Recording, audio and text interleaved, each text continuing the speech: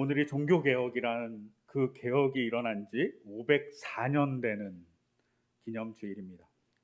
잘 아시는 대로 1917년 10월 30일, 공교롭게 오늘이죠. 31일 루터가 마틴 루터가 비텐베르크의 성 대학교에 있는 대학교의 대문에 95개의 조에 반박문을 붙인 것을 기념해서 종교개혁 기념주일로 지킵니다. 근데 제가 종교개혁주의를 준비하면서 내내 저의 마음속에 한 가지 물음이 있었습니다. 종교개혁의 목적과 이유가 무엇일까? 종교개혁을 왜 했지 루터가? 이런 생각이 갑자기 확 든 겁니다. 일반적으로 잘 알죠. 기독교인뿐만 아니라 많은 사람이 압니다. 종교개혁은 면죄부의 부당함 혹은 교황권에 대한 문제 때문에 종교개혁을 일으켰습니다. 그렇다고 종교개혁이 갑자기 혜성처럼 확 일어난 게 아니라 10세기부터 끊임없이 교회의 문제들이 제기됐습니다. 그 문제에 많은 사람들이 저항했고 해결책들을 냈어요. 그게 쌓여서 한 500년 쌓여서 종교개혁이 일어난 겁니다. 10세기부터 서방교회는 창부정치, 우리 들어봤잖아요. 창부정치, 정치 세력이 꼭두각시가 된 교황 혹은 메디치 가문, 유명하죠. 메디치 가문과 타가문, 그 다른 가문들이 정치의 장으로 교회를 만들어버린 겁니다. 권력자로서 교황과 일부 성직자들은 도덕적으로 대단히 해이했습니다. 문란한 삶을 살기도 하고 엄청난 부를 축적하기도 했습니다. 심지어 종교적인 경건을 추구했던 수도원도 타락했습니다. 또한 얼마나 못됐냐면 그 당시 유럽은 게르만계 민족이 있었고 우리가 잘 아는 독일 사람들을 주로 하는 라틴계 민족이 있었고 독일 사람들을 주로 하는 게르만 민족이 있었습니다. 근데 그 두 민족을 그렇게 차별했습니다. 한쪽은 야만이라고 막 차별했습니다. 심지어 세금도 차별적으로 걷었습니다.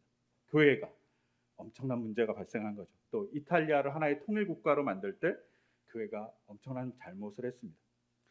또 대형 성당을 짓기 위해서 많은 사람들에게 헌금을 강요하거나 면죄부를 판매했습니다. 성경보다는 교황이 더 큰 권위를 갖게 만들었습니다. 교황은 절대로 흠이 없다. 교황 무엇을 들어본 적 있잖아요. 교황은 절대로 흠이 없습니다. 그 사람이 말한 건 무조건 이루어져야 되는 거예요. 성경 해석권은 성직자만 갖고 있었습니다. 이런 많은 문제들이 막 쌓여 있었기 때문에 그 문제들로 인해서 종교개혁이 일어났습니다. 종교개혁은 한 시대의 아픔의 외침이 아니라 한 500년 동안 교회가 쌓은 잘못에 대한 해결책 그리고 그것을 개혁하고자 하는 시도였습니다. 그런데 이런 시대적, 역사적 혹은 신학적인 문제는 알겠어요. 그런데 루터가 왜 종교개혁을 했지? 갑자기 의문이 막 드는 거예요. 근본으로 돌아가자. 성경이 권위가 있다. 혹은 교황보다는 성경을 믿어야 된다. 믿음으로 구원받는다. 면죄부 안 사도 된다. 구원은 공로로 얻어지는 게 아니라 하나님의 전적인 은혜로 얻어진다라고 루터가 막 얘기합니다. 그런데 왜 이런 얘기를 했을까요? 라는 질문이 저한테 막 쏟아지는 거예요. 이번 주 내내. 그러다가 이번 주 저희 말씀을 쭉 묵상하다가 성서 일과를 묵상하다가 눈에 확 들어왔던 본문이 하나 있습니다. 그게 오늘 우리가 읽었던 로마서 8장 17절의 이야기입니다. 로마서 8장 10절 후반절에 보면 우리는 하나님의 정하신 상속자요 그리스도와 더불어 공동 상속자입니다라고 얘기합니다. 하나님 나라의 상속자라고 얘기하는 겁니다. 하나님 나라를 우리가 받았어요. 얼마나 기쁘겠어요. 하나님 나라의 백성이 된 거예요. 그런데 중세교회는 그 백성을 향해서 뭐라고 얘기하냐면 야, 너 면죄부를 사야지 그 나라에 들어갈 수 있어. 너 성물에게 경배를 하고 성물을 구입해야지 그 나라에 들어갈 수 있어라고 위협한 거죠. 협박한 겁니다.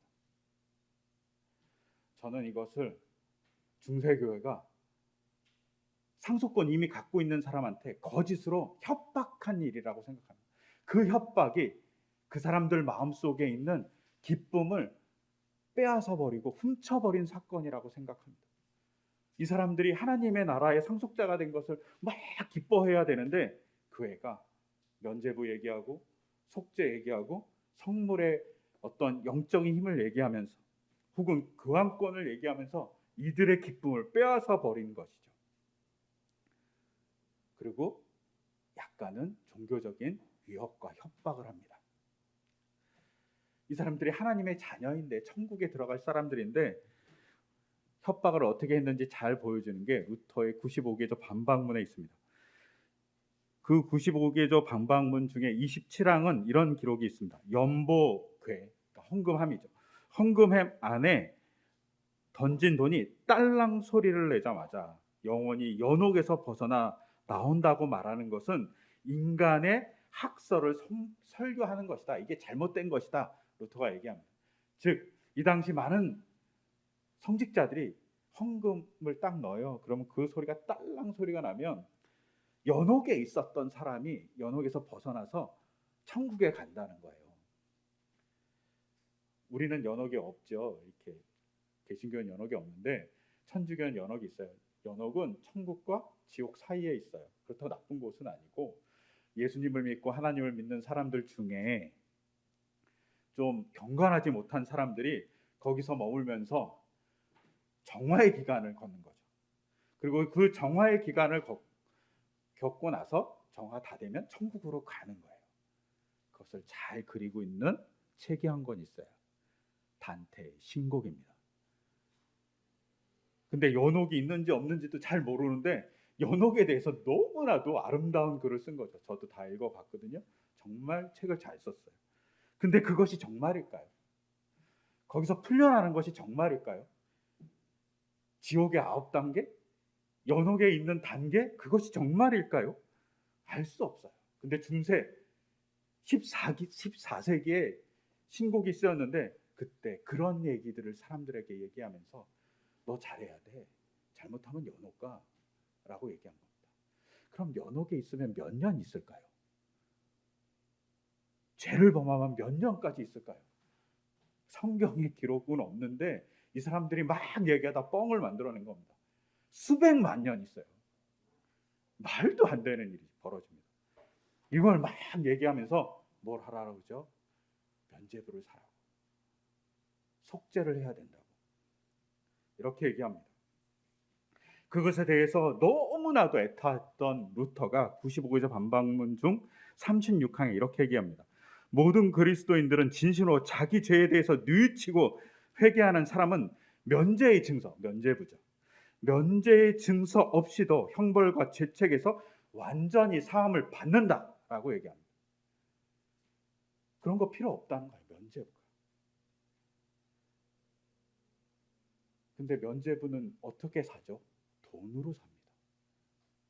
면죄부는 원래 왜 있었냐면 사람들이 죄를 짓잖아요. 그러면 용서를 빌어요. 막 회개를 하면 용서를 받아요. 그런데 중세 시대에는 어떤 마음이 있었냐면 잠벌이라는 게 있는 거예요. 네가 용서받아도 죄수가 감옥 가듯이 감옥에 가야 된다. 죄에 대한 벌은 받아야 돼. 벌은 완전히 없어진 건 아니고 조금 남아 있어. 그걸 잠벌이라고 그래요. 근데 그 잠벌을 어떤 선행이라든가 헌금이라든가 아니면 경건한 행위 같은 것을 통해서 대가를 지불해야 된다고 얘기한 거죠. 원래는 이것은 벌에 대해서, 죄에 대해서 잘 느끼라고 만들어 놓은 건데 이게 죄에 대해서 잘 느끼는 건 사라져 버리고 뭐만 남았냐면 벌을 받아야 돼. 그러니까 그 벌을 잘 받아. 그리고 벌을 안 받으려면 면죄부를 사. 이렇게 바뀌어 버린 거예요. 주객이 좀 전도된 거죠. 이것을 막 강조하기 시작한 거죠. 그럼 어떤 일이 벌어질까요? 돈 있는 사람만 면죄를 받아요. 돈이 없으면 면죄도 못 받는 거예요. 가난한 백성은 어떻을까요? 면죄부를 조금만이라도 살 수 있으면 다행이라고 생각했을 겁니다. 교회는 끊임없이 연옥에 대한 얘기를 하면서 협박합니다. 네가 잘못하면 연옥에 갈 수 있어. 그러니 연옥에 안 가려고 면죄부를 사겠죠. 심지어 루터가 살던 당시에는 대성전인 베드로 성전을 짓기 위해서 교황은 이런 지시를 내린 적이 없다라고 얘기되고 있어요. 하지만 많은 사람들이 뭐라고 얘기하냐면 네 면죄부를 사면 너의 조상의 죄도 면할 수 있어라고 얘기해요. 그러면 후손으로서 어떤 마음이 들까요? 조속에 연옥에 있는지 천국에 있는지도 모르는데 연옥에 있는 조상이라고 가정하고 그 면죄부를 사고 싶은 거예요. 효도하고 싶은 거예요, 조상에게. 아니면 자기 엄마 아빠, 돌아가신 엄마 아빠한테 효도하고 싶으니까 너도 나도 할 것 없이 면죄부를 살려고 했겠죠. 문제는 가난한 자들이에요. 면죄부를 살 수가 없어요. 어떻겠습니까? 죄 용서도 돈으로 사는 겁니다. 근데 그것에 저항하는 거죠. 루터가 누구나 구원받을 수 있습니다. 어떻게? 하나님을 믿으면, 그리고 그 하나님에게 죄를 용서해 달라고 빌면, 회개하면 그 용서가 면죄부 없이도 사죄됩니다라고 얘기합니다. 즉 루터는 백성을 사랑하는 마음에 종교개혁을 일으켰다고 볼 수 있어요.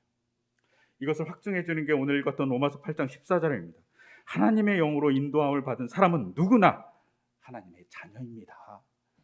하나님의 자녀가 되어 하나님과 만난 사람은, 루터가 이 얘기를 하는 거죠. 하나님의 자녀입니다. 당신들은. 그러니까 즐거워하십시오. 당신들에게 자녀였다는 사실을 빼앗은 것이 나쁜 거예요. 그 빼앗은 것에 대한 안타까움으로 종교개혁을 일으킵니다. 또 내가 이걸 하겠어 이렇게 일으킨 거 아니에요. 그것에 대해서 반박하고 저항했더니 한 500년 동안 쌓여있던 그 많은 종교개혁을 하기 위한 많은 사람들의 노력이 결실을 맺은 겁니다. 근데 이 종교개혁까지 만들 정도로 사회가 어떠했는지 조금 더 볼 필요가 있어요. 루터가 살던 그 도시가 비텐베르크인데, 이 비텐베르크라는 이 동네보다 조금 큰 동네를 작센주라고 그래요. 그러니까 우리로 말하면, 우리 지금 성북구에 있는데 서울 같은 것이 작센구, 비텐베르크 같은 것이 성북구, 뭐 이 정도로 생각하시면 될 것 같아요. 근데 이 작센주를 다스리고 있었던 사람이 누구냐면 프리드리히 3세입니다. 이 사람이 작센주를 뭐로 만들고 싶었냐면 독일의 로마로 만들고 싶었습니다. 독일의 거룩한 도시로 만들고 싶었던 거예요. 거룩한 도시로 만들려면 어떻게 해야 되겠어요? 교회를 많이 세워야 되고, 수도원도 많이 유치해야 되고, 그리고 도시도 잘 만들었어야 됐어요. 그리고 또 한 가지가 필요했습니다. 교황을 오라고 얘기할 수 없으니까 교황과 맞먹는 능력을 갖고 있는 게 필요했어요. 그게 바로 성물입니다. 거룩한 물건. 그리고 거룩한 물건을 막 모으기 시작해요. 그래서 자신의 도시를 성물의 보관소로 만들고 싶다라는 욕심을 갖습니다. 그래서 모았는데, 이게 정확한 얘기인지는 알 수 없어요. 그런데 이 사람이 모았던 기록들이 이렇게 남아 있긴 해요. 근데 이게 정말인지는 잘 몰라요. 그냥 기록은 이런 것들이 있습니다. 예수님의 이마를 찔렀던 가시멸관의 가시, 이걸 보관하고 있었대요. 하나. 예수님의 피가 뿌려진 벨 조각 7개. 그 다음에 아기 예수님이 누웠던 구유 13개 조각. 예수님의 수염 한 가닥.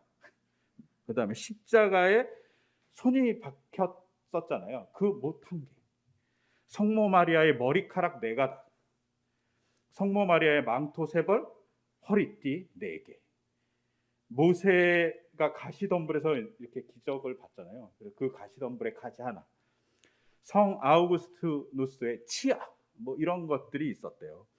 얼마나 많이 있었냐면 1520년까지 모은 성물의 개수가 몇 개였냐면 19,013개였어요.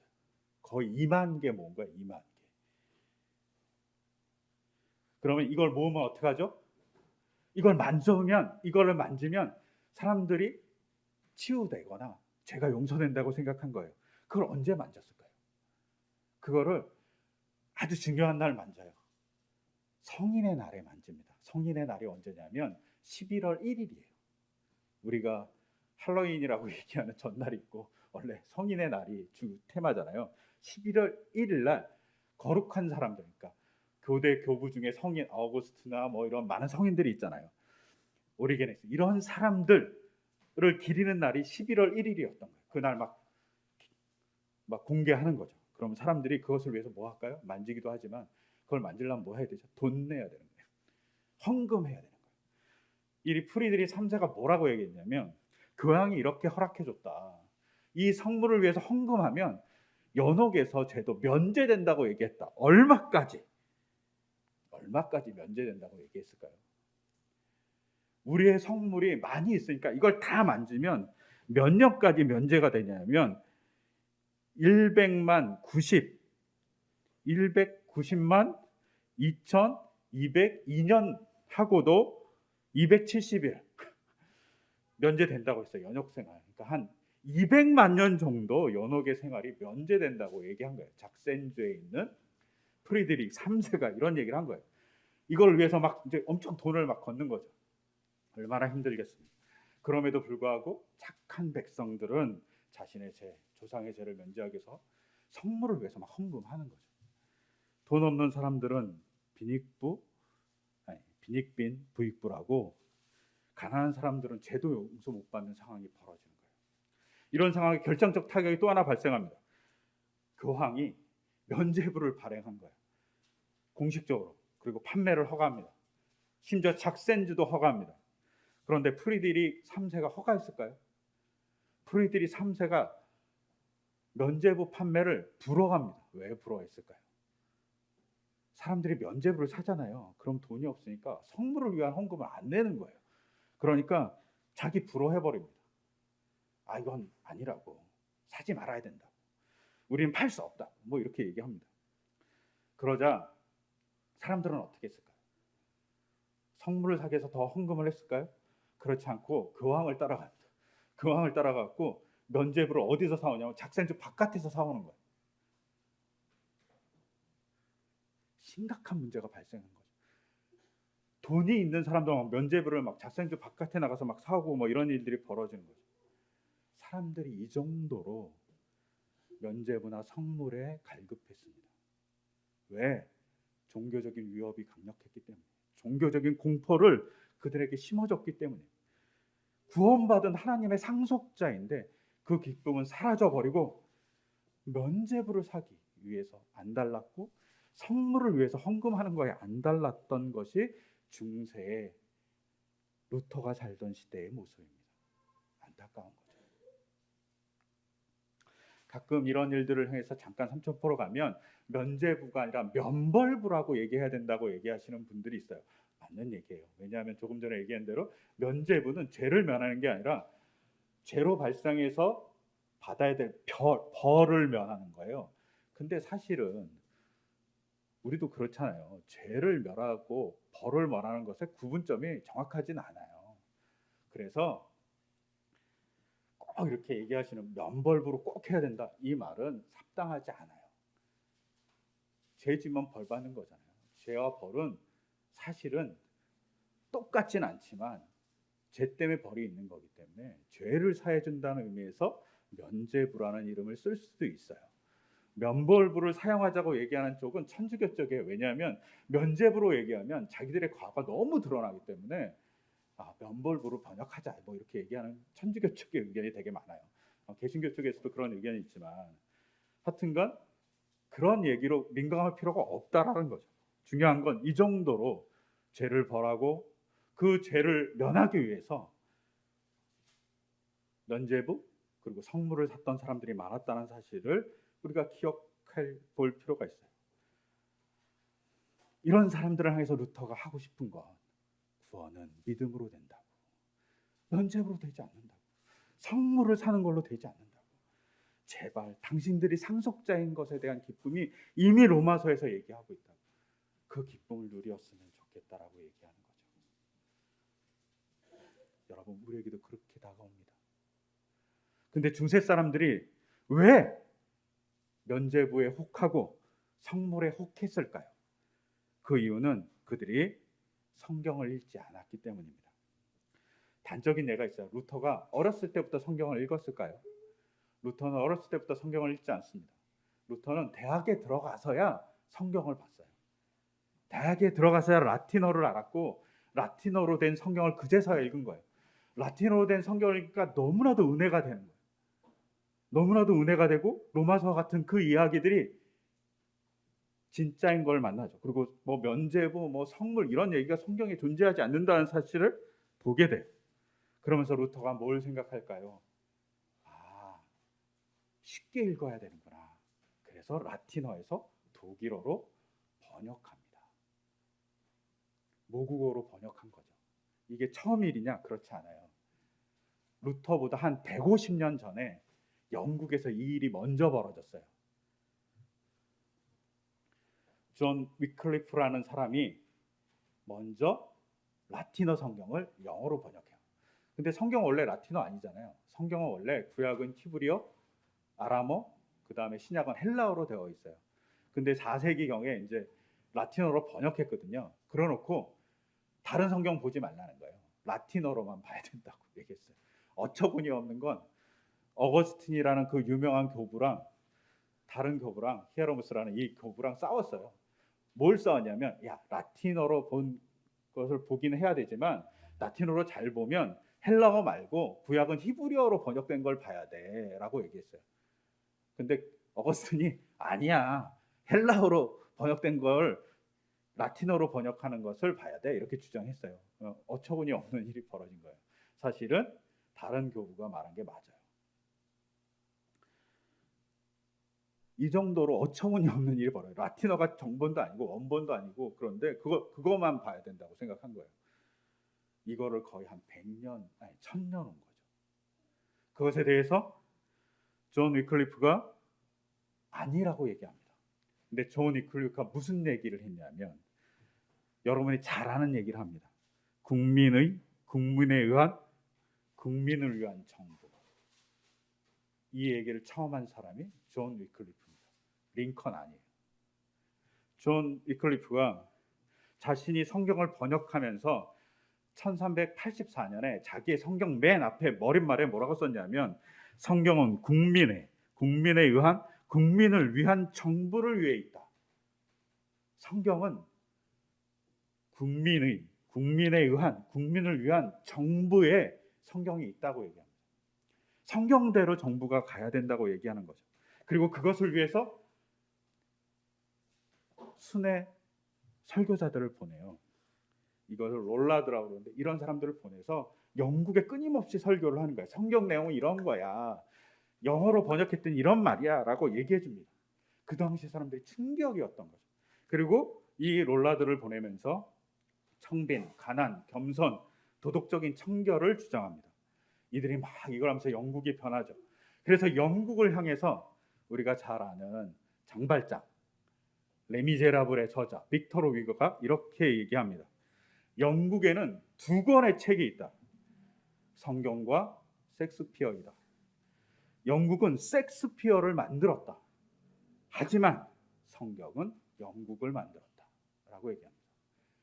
프랑스의 빅토르 위거가 보니 영국은 성경으로 만들어진 나라라는 거죠. 위클리프가 그 서두에 밝힌 대로 성경은 국민에 의한, 국민을 위한 정부를 위해 있다라는 말이 실현된 것이죠. 자국어가 이렇게 중요한 거죠. 이것을 본 루터가 150년 뒤에 루터가 우리도 독일어로 번역해야 되겠어 라고 해서 번역한 겁니다. 즉 말씀이 없을 때 종교는 타락하는 거죠. 이 모습을 또 장렬하게 보여주는 것이 오늘 읽었던 열왕기하 22장입니다. 요시아가 종교개혁하고 선한 왕이었어요. 그런데 자기가 잘하는 줄 알았어요. 그러다 성전을 보수하다 우연히 율법책 한 권을 발견합니다. 학자들에 의해선 신명기라고 생각합니다. 신명기가 발견됐습니다. 그리고 그것을 막 읽었습니다. 그리고 어떻게 합니까? 왕이 그 율법책의 말씀을 듣고는 애통해하며 자기 옷을 찢었다라고 되어 있습니다. 요시아가 자기는 잘하고 있었다라고 생각했는데 아니었던 거죠. 말씀으로 보니까 자기가 잘못한 거예요.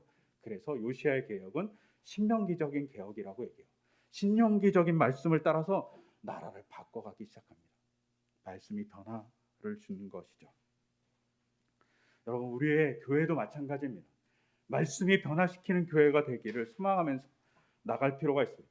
우리에게 성경이 주어진 것이 놀라운 일이에요. 그런데 그것을 우리가 개혁이라는 이름으로 만나야 됩니다.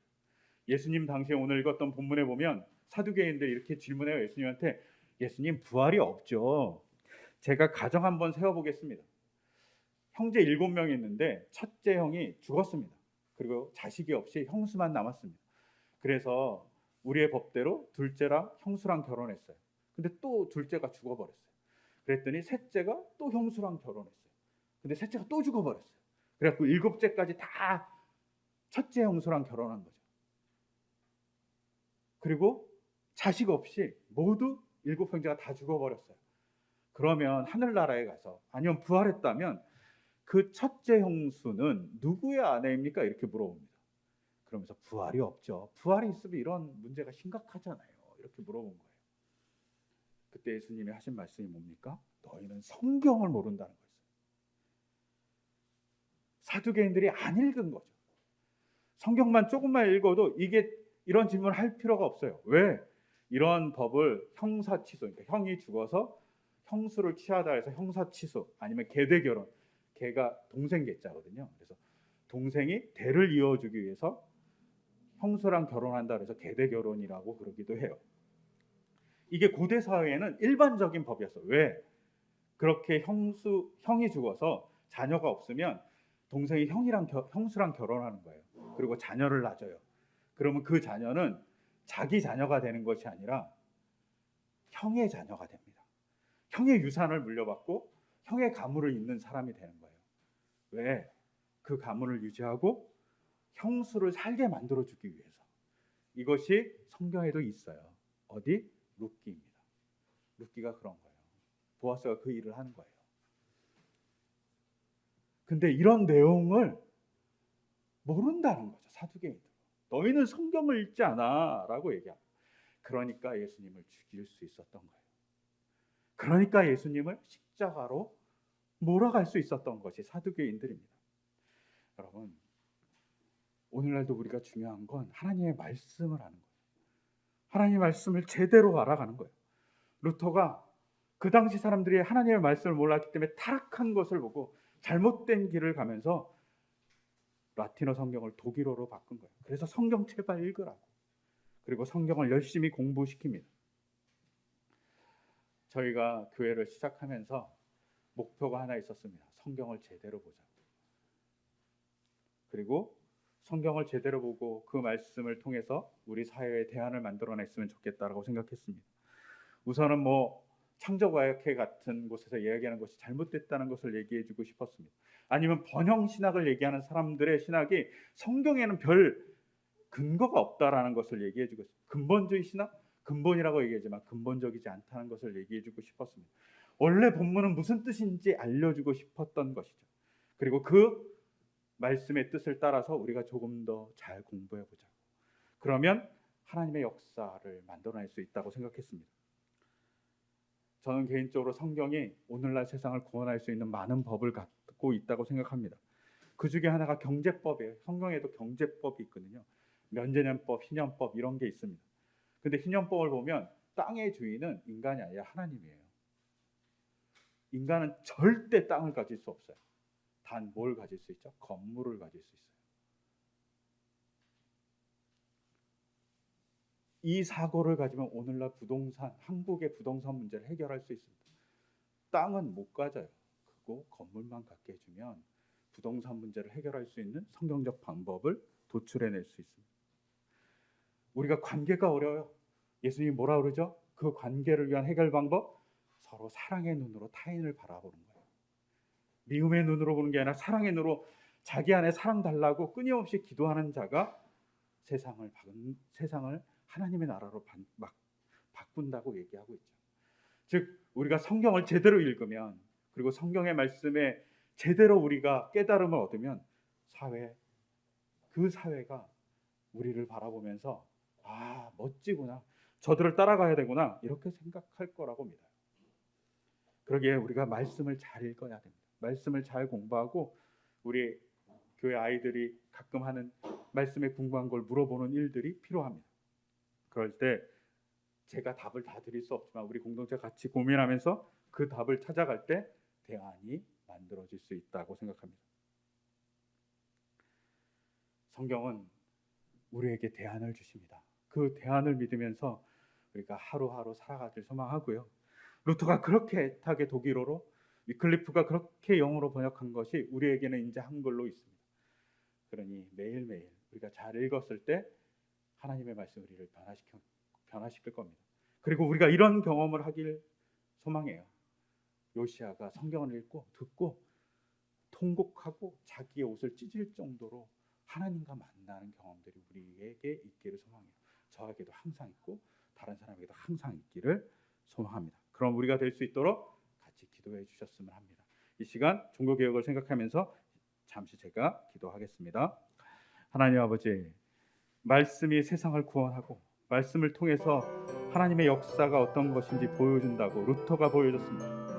하나님, 우리가 그 전통에 따라 말씀을 통해서 하나님을 만나고 경험하는 우리가 될 수 있도록 인도하여 주시옵소서. 그것을 통해서 세상에 소망을 제공하는 우리가 될 수 있도록, 한국교회가 될 수 있도록, 세계교회가 될 수 있도록 인도하여 주시옵소서.